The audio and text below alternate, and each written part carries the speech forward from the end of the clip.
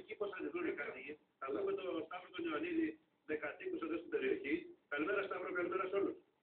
Καλή σας ημέρα. Καλημέρα από την Σκύδρα. Πράγματι εδώ υπάρχουν αντιδράσεις από την τοπική κοινωνία, έχει συγκεντρωθεί κόσμος.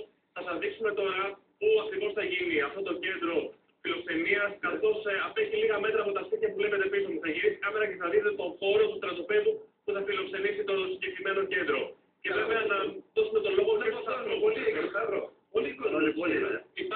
Έχει μαζευτεί πολύ κόσμος, θα δείτε κιόλας αντιδρούν, διότι λένε πως τα σπίτια είναι δίπλα, το κέντρο της Σκύδρας απέχει μερικές εκατοντάδες μέτρα από τον χώρο αυτό.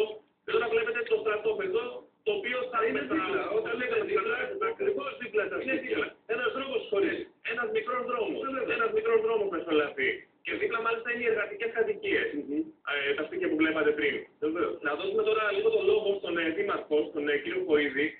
Κύριε Δήμαρχε, ενημερωθήκατε εσείς για αυτά τα κέντρα φύλαξης, υπήρχε κάποια διαβούλευση? Καμία διαβούλευση δεν υπήρχε. Αλλά θέλω να πω πρωτίστως ότι δεν είναι χωρίς έναν δρόμο, σε ένα νησίο. Αν δείτε τώρα που δείχνει η κάμερα την περιοχή του στρατοπέδου, είναι σαν να είναι ένα βομβαρδισμένο τοπίο. Πάντως θα σας ρωτήσω κάτι, ακόμα και έτσι όπως το λέτε, εσάς τι είναι αυτό που σας φοβίζει? Εδώ η πολιτεία διαβεβαιώνει ότι θα υπάρχει αστυνομία μέσα, θα υπάρχει ιδιωτική αστυνομία, θα φυλάσσετε από όλες τις πλευρές. Τι σας φοβίζει? Εδώ πέρα είμαστε μια δημοτική αρχή και μια κοινωνία.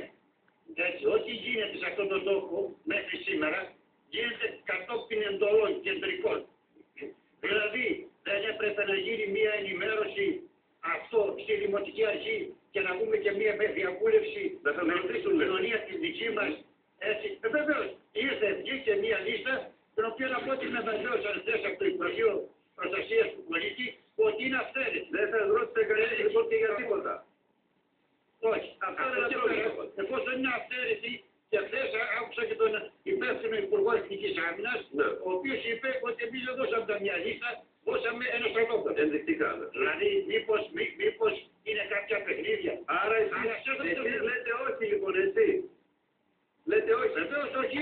Γιατί δεν ξέρουμε τι θα έρθει εδώ. Σταύρο, εδώ είναι η ναυτομετανάστες. Μετά οι οργάνωσες θα ψήσουν δίπλα που είναι αντιμονήτευση στο Δήμο. Μισό λεπτό να τελειώσω. Δεν θα προλάβουμε, παιδιά, έχουμε τον πρόεδρο, τον κύριο Καρατζαφέρη εδώ. Δεν προλάβουμε, ελάτε. Ναι, άκουσα τον κύριο Καρατζαφέρη, έχει δίκιο σε πολλά πράγματα, αλλά εδώ δεν ξέρω τι θα έρθουν. Θα έρθουν δηλαδή οι λαθρομετανάστες οι οποίοι είναι οικογενειάρχες, είναι οι έτοιμοι άνθρωποι που ήθελαν να δουλέψουν, ή θα έρθουν αυτοί οι οποίοι ήταν μαζί με αυτούς και είναι ο υπόκοσμος. Παιδιά, δεν έχουμε άλλο χρόνο, ελάτε, παρακαλώ. Σταύρο, θα επανέλθουμε εκεί, μείνετε κοντά μας και θα έρθουμε στον πρόεδρο. Κύριε Καρατζαφέρη, να σας ρωτήσω κάτι, εσείς συμφωνείτε?